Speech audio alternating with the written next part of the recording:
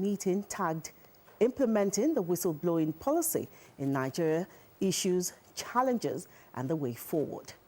Edu explained that the federal government expects the support of Nigerians in making the policy work towards enhancing transparency and accountability. According to the minister, the policy will provide mechanisms for protection, uphold these provisions and support those who come forward in the interest of the public. The minister added that the whistleblowing policy is part of the government's strategy to ensure that the nation's public institutions operate with integrity. Meanwhile, the presidency will take concrete steps to ensure Nigeria's removal from the Global Financial Action Task Force grey list before May 2025 deadline. The Chief of Staff to the President, Femi Gbajabiamila, gave this assurance during a fact-finding visit to the Nigerian Financial Intelligence Unit office in Abuja. Gbajabiamila pledged the federal government's determination to addressing the deficiencies that led to Nigeria's listing. Gbajabiamila, who acknowledges progress made by NFIU, has implemented 30% of the action plan to address identified deficiencies and stressed the need for accelerated efforts to complete the remaining tasks. I mean, he's very, very keen on making sure that NFIU and all the sister agencies succeed because his renewed hope agenda has a major component, corruption component in it, and it cannot succeed without you succeed. So it's a symbiotic relationship between you and the president's agenda, and that therefore this collaboration must be established. So we have, you did talk about that, and that is very important. If we can get that as soon as possible, we'll be happy to work with you on that. Recall, on February 24, 2023, Nigeria was placed on the FATF grey list due to rising capital inflows and shortcomings in combating money laundering, terrorism and arms financing. The FATF is an independent intergovernmental organization that promotes policies to protect the global financial system by evaluating jurisdictions based on their anti-money laundering, counter-financing of terrorism and proliferation standards. The federal government is currently meeting with the members of the Academic Staff Union of Universities. The Minister of Education, Professor Tai Mamman, convened the meeting days after threats by university lecturers to down tools over the alleged federal government's failure to meet its demands. Meeting is essentially to prevent another nationwide strike in the sector and ensure security is upscaled across the universities. In attendance are representatives from ASU, led by its president, Professor Emmanuel Oshodeke. Mamman expressed the federal government's desire to deepen security in the education system, asserting that the government will continue to do what is right and ensure that students remain on campus. The meeting later went into a closed-door session. Meanwhile, the meeting will reconvene next week to take feedback and progress reports on the various levels of implementation. Chief of Naval Staff Vice Admiral Emmanuel Ogala says the Nigerian Navy will continue prioritizing the welfare of its personnel, especially to the families of those that died in patriotic active service to the nation. Ogala revealed this during a funeral service and interment at the Nigerian Military Cemetery, Abuja, in honor of late Lieutenant Commander Gideon Gwaza, who died recently. He added that the death of the officer reflects the risks and sacrifices of Nigerian Navy personnel towards the safety of the nation's maritime domain. The Navy boss further described the late officer as a courageous, dedicated soldier who sacrificed his life for humanity and the nation. Take courage in the fact that he died in the course of the duty and he died in the course of service to humanity. I want to use this opportunity, therefore, to remind all our servicemen and women that the role we are performing is a patriotic duty, and despite the risks to our life, we should not shy away from those roles. That is what we have signed for as soon as we enlisted into this service. But on our part, as the Nigerian Navy and the Armed Forces of Nigeria, and in line with the provisions of the terms and conditions of service, we will never shy away from providing for the welfare of our men, and this includes even those that we have lost. The Director Chaplain Service, Nigerian Navy Lieutenant Commander Joseph Alessis admonished personnel of the force to uphold the tenet of safeguarding lives and properties as enshrined in their constitutional mandate. Should live a life of sacrifice. Should live a life of sacrifice. And you cannot make sacrifice if you don't have love. His elder sister told us yesterday in the church that whenever she's hot,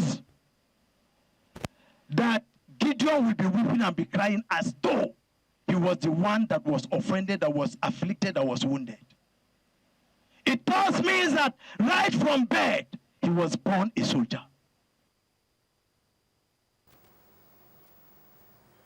Late Lieutenant Commander Gideon Gwaza paid the supreme prize on July 30, 2024, while rescuing 59 crews on board in a vessel at risk of sinking in Bonny, River State.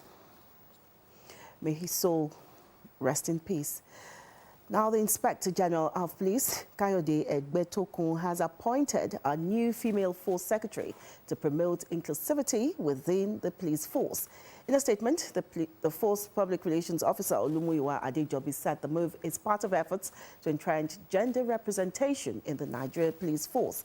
He said the newly appointed force secretary is Assistant Inspector General Rhoda Adetutu Olofu, a seasoned police officer with an impressive track record.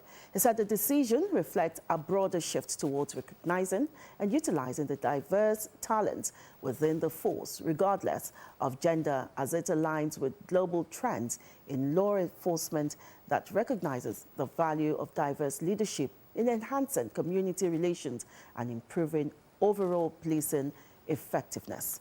Adejobi added that the Inspector General of Police reaffirmed his commitment to the progressive development of the Nigerian police force and the promotion of gender inclusivity in all spheres.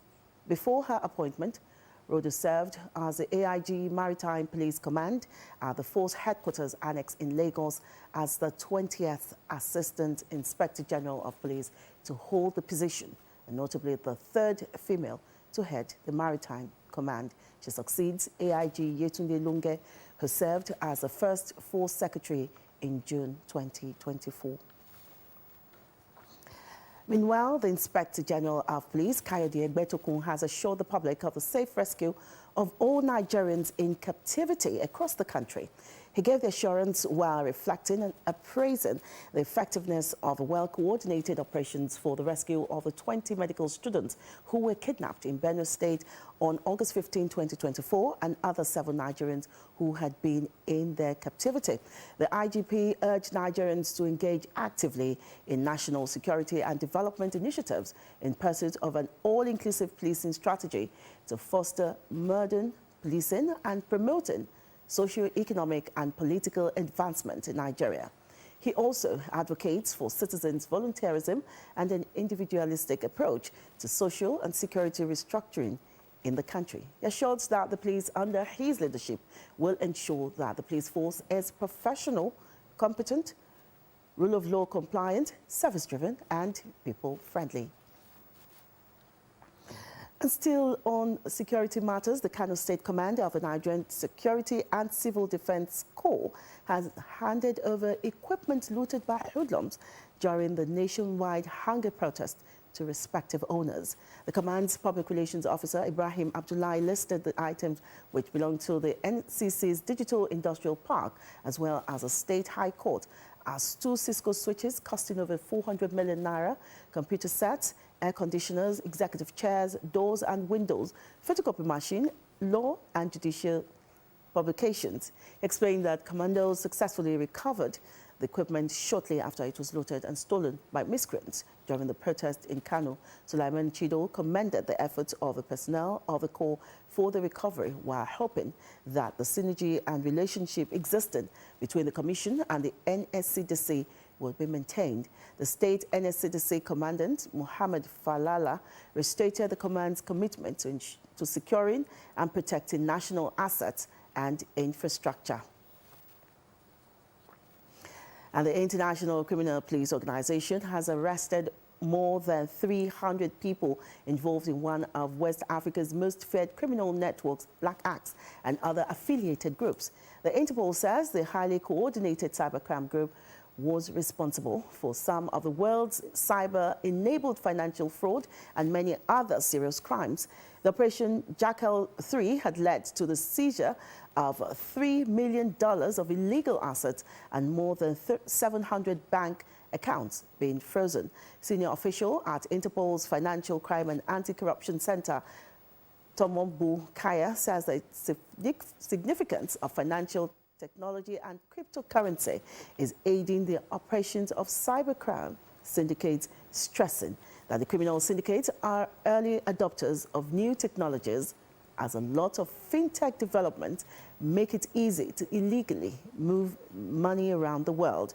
However, the Interpol had launched the Global Rapid Intervention of Payment System, which enables the authorities in its 196 member countries to freeze bank accounts around the world with unprecedented speed, which has been used to stop a $40 million scam targeting a Singaporean business in July 2024.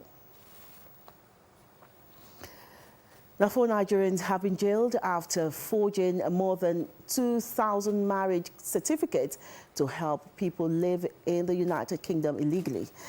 Abraham Alade, Olarotimi, Onifade, Abayomi, Aderinsoye, Shodipo, Nosimot, Mujisola, Badamosi, and Adekunle Kabir were all sentenced at Woolwich Crown Court in London.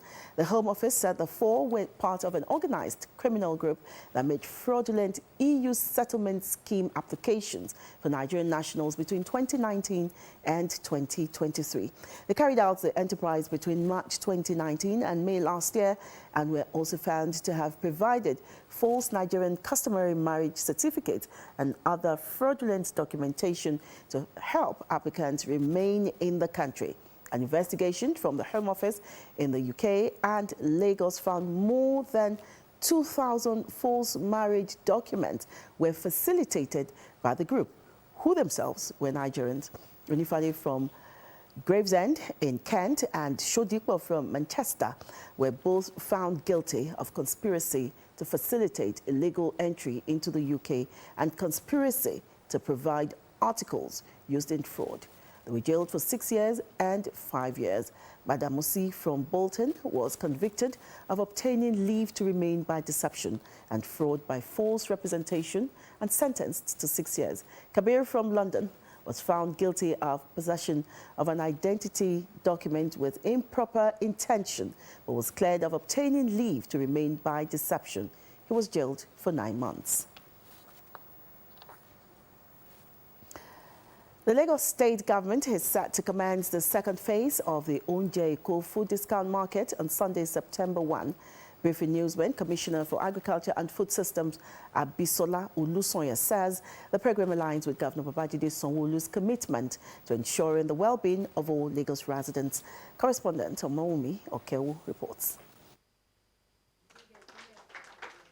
As promised by Governor Babajide Sanwo-Olu, the second phase of the 25% Ounje Eko food discount market is set to resume on Sunday, September 1, 2024. Commissioner for Agriculture and Food Systems, Abisola Olusoya, while briefing newsmen, says the second phase will run for 8 weeks across 64 locations, including all the 57 local government and local council development areas, University of Lagos, Lagos State University, Lagos State University of Science and Technology, Alausa Secretariat, Lagos State University of of Education and Lagos State University Teaching Hospital from 10 a.m. to 5 p.m. Council Secretariat and the educational institutions, including LASUs that I mentioned, will take place on Fridays. The market for Mushi Food Hub, Fresh Food Hub, that will take place on Wednesdays and on Saturdays. So instead of running for just 8 weeks or 8 market days, the Fresh Food Hub location will run for 16 market days. The food items available at the markets will include the usual 5-kilo rice, beans, gari, loaves of bread, crates of eggs, tomatoes, and pepper, tatashe, and onions. On pricing, the commissioner explains that while food items have increased over the last few months, prices of food items sold at each market location were aligned with prevailing local market prices, as these items will be sold by local vendors. I would like to clarify that we had issues the last time where people mistook measurements. People are used to buying gari or rice or beans in a paint bucket. That is not same as a 5-kilo measure. A paint bucket, even when you stack food high on it, is roughly about 3.8 kilo to 4 kilo, depending on the density of the food. The grains of beans is thick, is big. When you put rice in the same bucket, grains of rice are small, so density matters as well with weightage, but it is still not the same as 5 kilo. So when we come and say 5 kilo is this price, and people are saying, the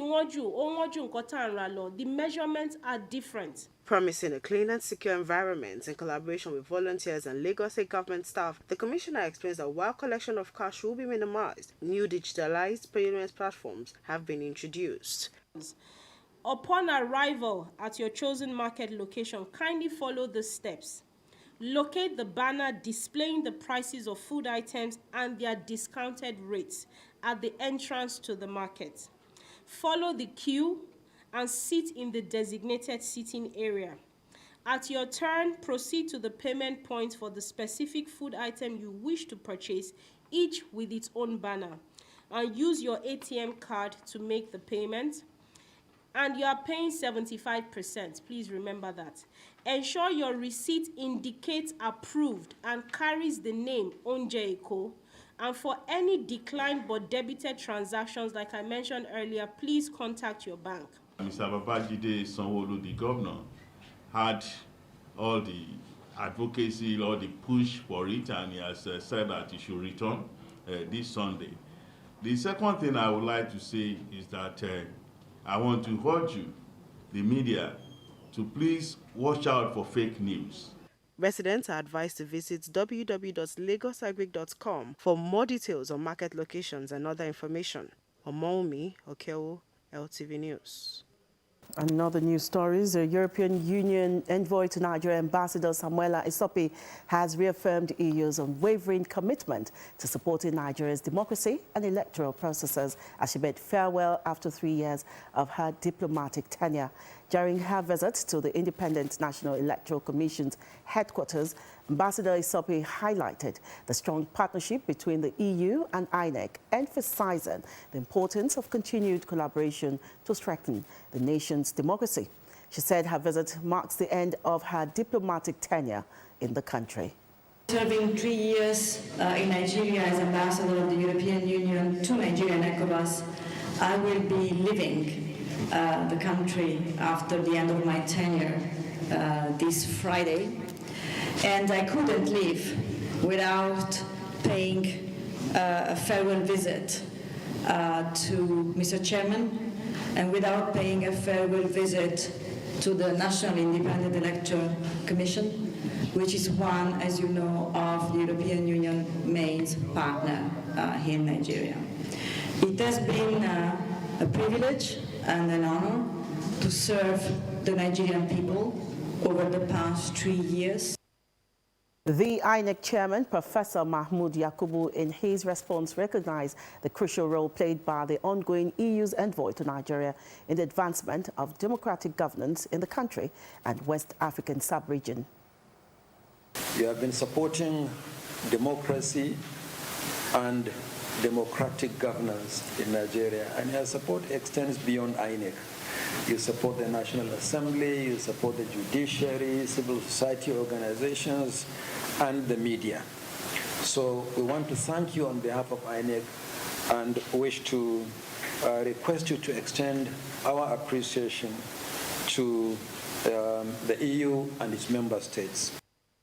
Highlight of the visit was the presentation of the Award of Excellence to the outgoing EU ambassador by the Commission's chairman, Professor Mahmoud Yakubu. The distribution of permanent voter cards to new applicants across Edo State local government areas has commenced. INEC National Commissioner and Chairman of Information and Voter Education Committee, Sam Olumekun, says the distribution at the ward level had been concluded with over 125,000 PVCs collected within 5 days. He said the figure represented 68.3% of the 184,438 new cards issued during the recent continuous voter registration exercise, marking the highest collection rate recorded by INEC since the introduction of CVR ahead of off-cycle governorship elections in 2015. The Commission credited the success to its strategic packaging of PVCs by polling units, wards and local government areas, along with direct communication to voters about the availability of their cards. INEC announced that the collection process will now move to its 18 local government area offices in Edo State, where voters can pick up their PVCs. Still ahead. National Orientation Agency urges Nigerians to align with President Bola Tinubu's renewed hope agenda. That's in a moment. Stay with us.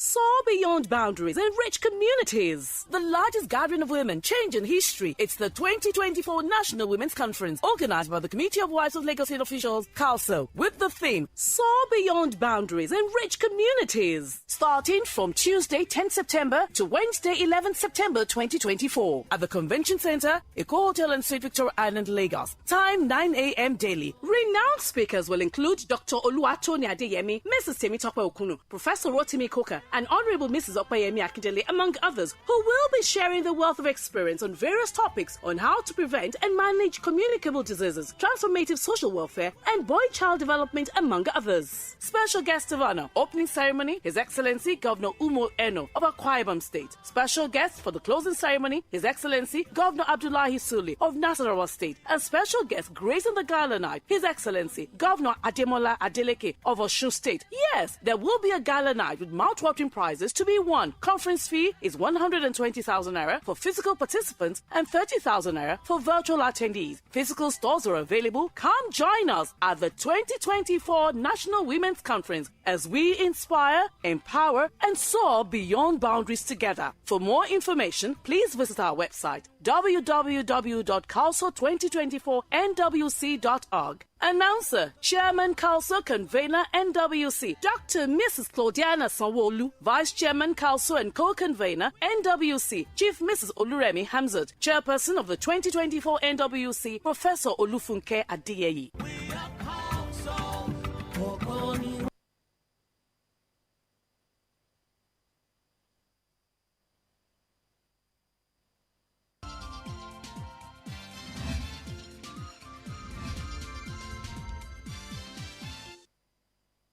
Many thanks for staying with us.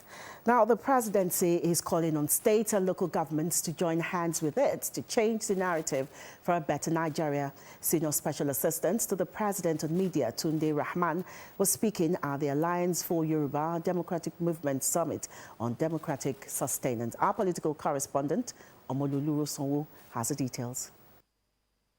This gathering of Nigerians under the auspices of the Alliance for Yoruba Democratic Movements seeks to further entrench democracy in Nigeria. their roles as non-state actors in the unity of Nigeria in the face of insecurity, food insufficiency, and infrastructural decay over the years cannot be emphasized enough. We cannot destroy democracy because of these errors. We have to confront the challenges and work towards improving the economy and social conditions of our people. The irresponsible call for subversion of democracy is in itself a challenge to us today. A major reason why non-state actors must come together to speak with one voice against such self-serving demands. It is our responsibility to ensure our democracy is not only sustained but strengthened in the face of adversity. In spite of this, the development agenda for the Western Nigeria wants a collective effort to address the myriad of challenges. It is in our collective interest to come together and support efforts aimed at national progress. This is a time for unity and collaboration across all sectors of society. Other speakers lament the current economic hardship which they say President Bola Ahmed Tinubu must address based on his promise to fast-track a better Nigeria. We are proud of him, but that does not mean where he has lapses, we should not tell him. Maybe because of people are guiding the way we thought in those days that Buhari is being caged. Likewise now, we must also wake him up if he's sleeping. That Nigeria, this is what Nigeria is feeling about you. It is time for us not to be looking at the presidency alone. We should also focus our attention on our governance. It is time for us to begin to checkmate our governance. We believe that if the president divides the economy, the price of this fuel will come down because there is no excuse for exchange rates. President Tinubu is represented by a senior special assistant on media, Tunde Rahman, who admits that Nigeria is going through challenging times. He wants more support from the states and local governments to further reposition Nigeria. We must beam our searchlights not only on the federal government but on the governors too. The governors must be seen to perform their responsibility to all of us. And very soon, the local government will be having their allocation directly, and we can then pin them down to show what they are using those allocations for. The challenges will be surmounted in the fullness of time. There is no country that does not have its own challenge. The president's representative also says the roles of non-state actors have been both positive and negative. He, however, wants protesters and intending ones to embrace dialogue to avoid anarchy in the quest for a better Nigeria. Omololu Sonwo, LTV News. Now, the National Agency for Food and Drug Administration and Control, NAFDAC, has dismissed claims that it issued a warning against consuming Nigerian bread, describing the rumors as false and misleading. NAFDAC's Director General, Professor Muji Adeyeye, says the agency did not release any statement warning against the consumption of Nigerian bread, emphasizing that NAFDAC's primary concern is ensuring the safety and quality products in Nigeria. He adds that the rumors circulating on social media, which claimed that NAFDAC had warned against eating Nigerian bread due to alleged high levels of harmful substance, is alarming. The agency, however, assured the public that it has not found any evidence to support these claims. NAFDAC urged Nigerians to disregard the false information and assured that it would continue to monitor food products to ensure public safety. Nigerians have been advised to align with President Bola Tinubu's renewed hope agenda, which emphasizes economic growth, social development and national unity. This advice was given at a town hall meeting by the National Orientation Agency to sensitize the grassroots on the content of the President's Development Initiative. Jamiu Shonubi compiled this report. Gathered here are community leaders, traditional custodians, market women, artisans and residents of Isolo community for a sensitization program on the renewed hope agenda of President Bola Tinubu. The initiative, organized by the National Orientation Agency in collaboration with Isolo Local Council Development Area, aims to educate residents on the key components of the President's Development Plan and to encourage them to actively participate in its implementation. As part of our mandate as an agency of government, Our mandate is to communicate government policies, programs, and activities across tiers. Part of our methodologies of reaching out to the people towards achieving this mandate is to bring ourselves down to this, to the level of people, coming down to the grassroots. And that's exactly what we have come here to do today. There are over 7 relief activities by the federal government. That is open to everybody, whether you know anybody, you don't know anybody, apply. The example is the student loan. They have been relief to the market women. It's coming. There are palliatives left, right, center. In Lagos State, for example, if you go to the general hospital now, you pay 50%. All of us should be patient, should persevere, and position ourselves in readiness for the benefits of this administration. And it has been coming bit by bit since when the oil subsidy has been removed. It has been coming. Participants expressed optimism about the impact of the Renewed Hope agenda to engender a better society.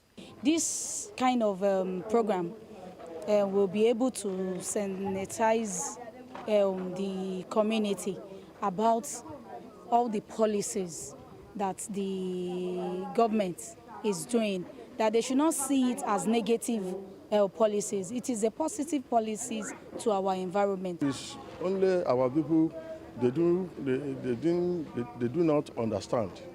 But we have to come down. We have to come down to the local government so that the people will understand what the government means. A man is a good man, he's a nice man, and he's a man who knows how to correct all the errors in Nigeria, which he started doing. So we believe in him, and we believe to work by making sure he achieves the program and policies of the government. We don't have any other nation than this, so we need to support, continue to give support to government across level, be it federal, state, and local government. And I want to enjoin all Lagosians. Let's remain, to be peaceful. Let's support government, and let's all be law-abiding. This initiative by the National Orientation Agency in Lagos State is a continuous engagement and sensitization forum to ensure that all Nigerians are informed and empowered to participate in the nation's developments. Coming up, federal government, states raise 100 billion naira for prepaid electricity meters procurement. That's in Business News. Join us again.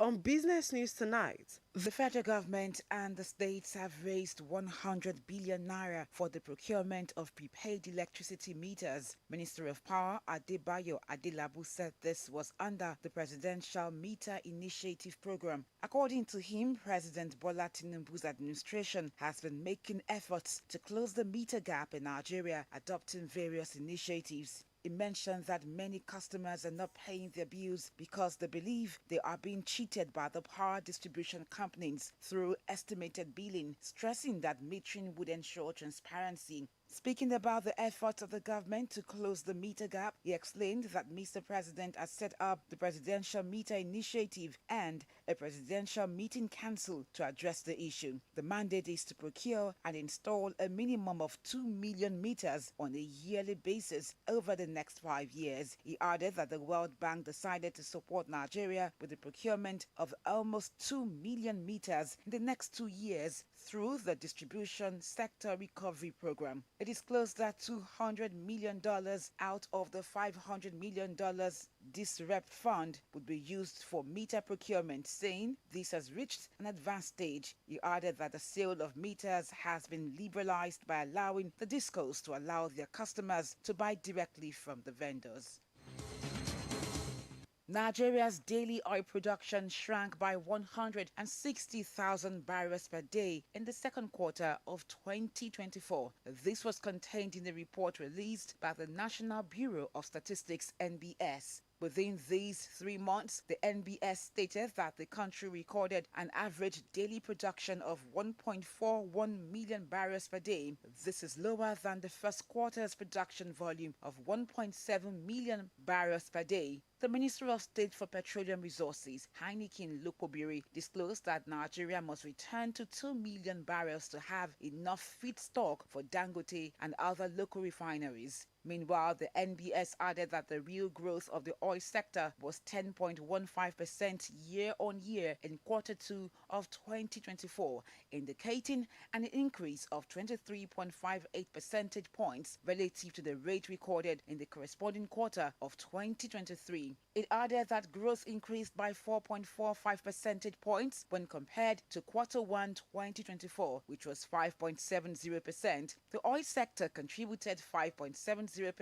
to the total real gross domestic product in Q2 2024, up from the figure recorded in the corresponding period of 2023 and down from the preceding quarter, where it contributed 5.34% and 6.38%. The contribution of this sector to real GDP in the second quarter of 2024 was 0.73%, higher than 0.71% recorded in Q2 2023, and higher than the 0.19% recorded in Q1 of 2024.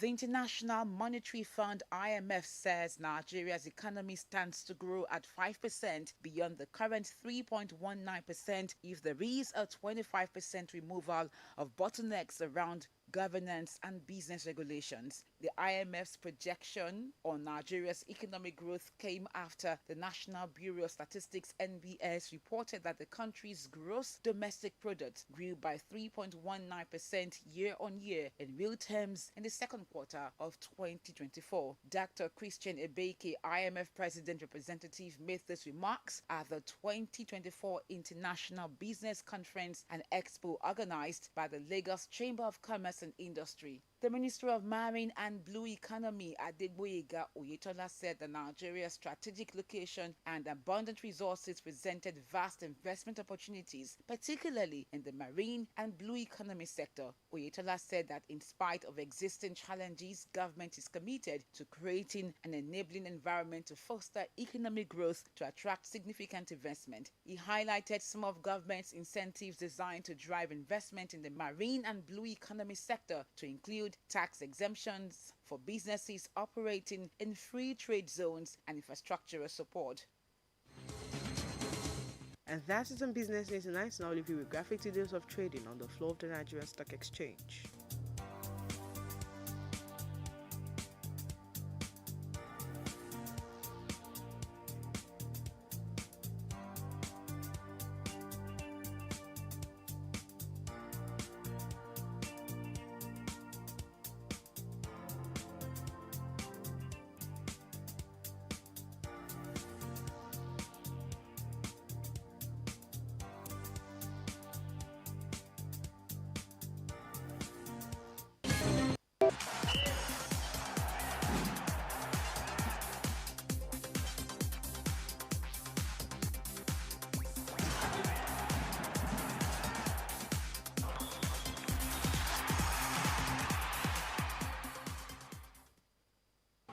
The inaugural edition of Yeye Kemi Nelson Memorial Five-a-Side Football Competition was recently concluded in Ikeja as players and officials urged organizers to sustain the community development initiative. The tournament, put together by the Secretary, Ikeja Local Government, Comrade Akim Dauda, aimed to foster unity among the residents while creating positive engagement for the youth through sports. Held at Ikeja Sports Center, the memorial tournament honoring the legacy of the late politician and former commander for Women Affairs in Lagos State, using the competition to empower the youth. Speaking at the well-attended grand finale, which was witnessed by politicians, party faithfuls and football stakeholders, Commissioner for Youth and Social Development, Mobolaji Ogunlende, commended the organizers for immortalizing Yeye Kemi Nelson, who always preached love, peace and unity during her lifetime. Ogunlende added that football as a unifying factor that brings everybody together, and organizing the maiden tournament to celebrate her 2-year remembrance is noteworthy. We all are here today to witness this. May we all take this as an example to look inwards and ask ourselves, when I go, what will happen? Will they continue to celebrate me by year 2? This is year 2. Some people have passed away, and the 1-year memory, nobody is there.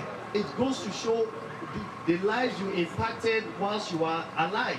And that is the most important. Alausa Ward F defeated Anifowoshe Ward D in the final of the 5-a-side tournament, winning 3-0 to claim the trophy and top prize, while Onilekere Ward C defeated Balogun Ward E in the 3rd place playoff. She believes so much in the youth, and we feel that playing this game will bring unity and love, and we also encourage our youth to shun violence and especially drugs, because one of the major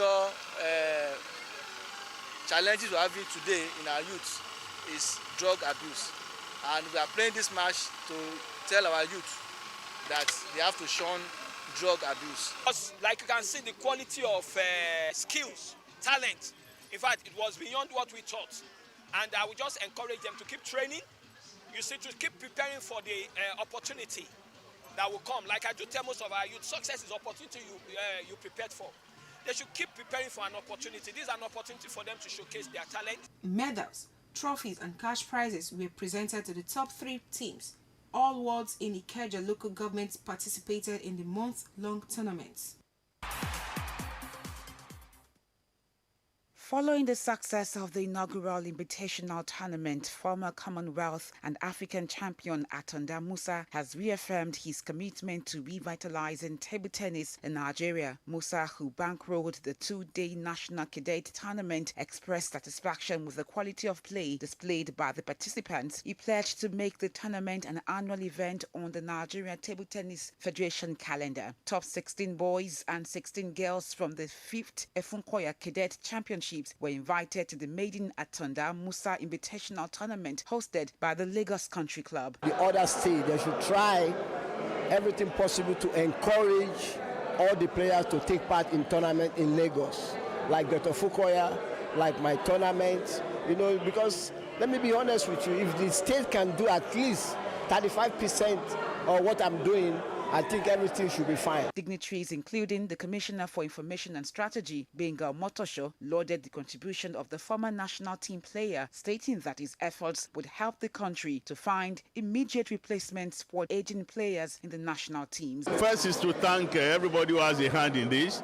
especially Atanda Mansa Musa for deeming it fit to come back to Lagos, where he started it all, to put in this kind of efforts so that our young ones can be encouraged, so that our young ones can be strengthened in all of the things that they are planning to do in table tennis. Those who want to take table tennis as a career, they have seen a sample in Atanda Musa, combination of academics and sports. Farouk Hussein of Kwara State demonstrated why he remains the top cadet boys player in the country. Just 3 days after claiming the Efunkoya title, the teenager added the Atanda Musa cadet title to his accolades. Hussein rallied from behind to defeat Abdul Hamid Adebayo of Lagos 3-1, 4-11, 13-11, 11-3, 12-10. In the girls category, Khadijat Musa of Oshun worked hard to beat Fumilayo Ojo of Ondo 3-0, 11-9, 11-7, 13-11 to emerge champion.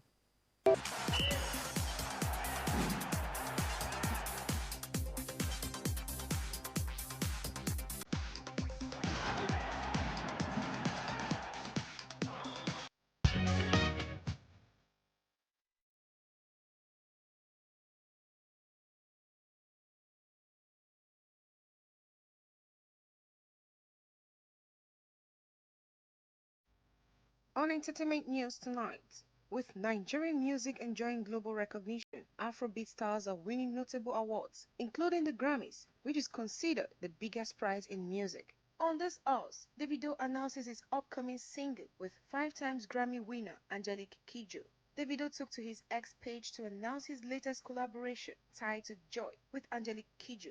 The song, featuring the music legend, will be released during the weekend. Davido's announcement has sparked conversations over his desire to edge his Grammy chances through collaboration with the 5-time winner. Davido made his Grammy mark in 2023 when he was nominated for Best Global Album for his record-breaking fourth Timeless. Best Global Song Performance for Phil, and Best African Song Performance for Unavailable featuring Musa Keys.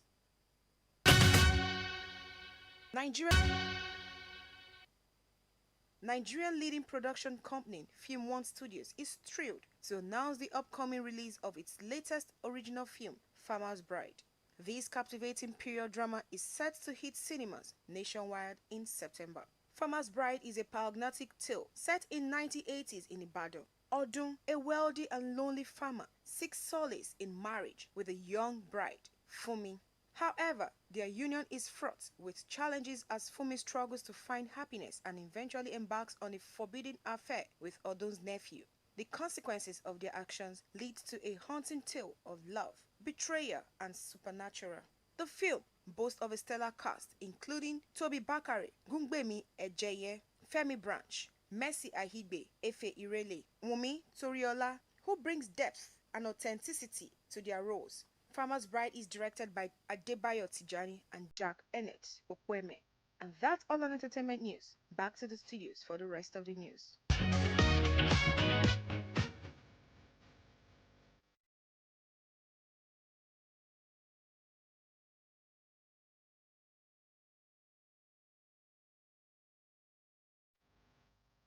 On the foreign scene, no fewer than 25 people were killed after flash floods hit Yemen's northwestern province of Al-Mahwit. The flash floods in Al-Mahwit, triggered by over 24 hours of heavy rain, caused the collapse of 3 dams and swept away dozens of houses in the Malhan district. Rescue operations are underway as several villagers are still missing. Earlier this month, heavy rains and flash floods in the northern provinces of Hodeidah and Hajar claimed 45 lives and damaged over 12,000 homes, according to local health authorities. WHO has expressed concern about the potential spread of diseases due to contaminated water and poor sanitation during the rainy season in the conflict-ridden country. Yemen had been mired in a civil war since late 2014, when the Houthi group seized several northern provinces, forcing the Yemeni government to flee the capital, Sana'a. Let's take a look at tomorrow's weather forecast.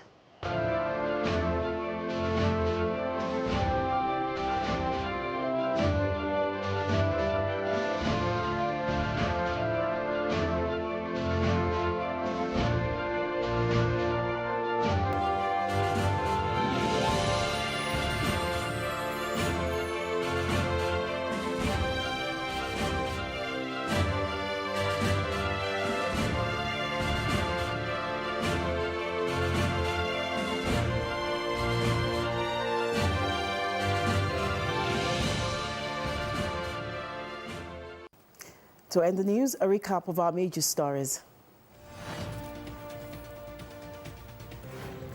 President Bola Tinubu to present whistleblowing policy to National Assembly for legislative action.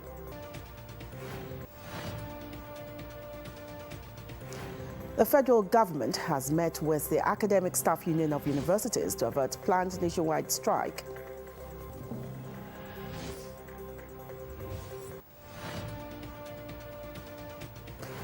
Lagos State Government to commence Phase 2 of Onje-Eko Food Discount Market on Sunday, September 1.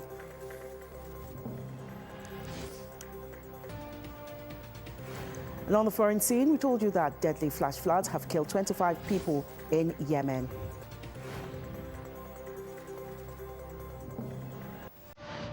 For more news, connect with Lagos Television on the social media platforms.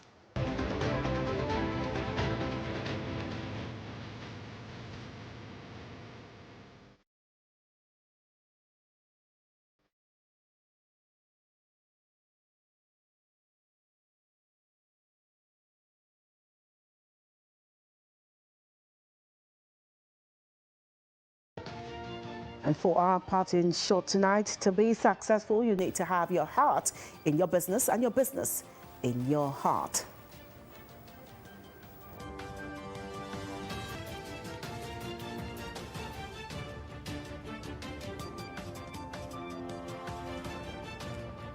Please remember to call Lagos toll-free lines at 767 or 112 in case of emergencies. Thank you for watching. I am Adebimpe Omotayo. Bye for now.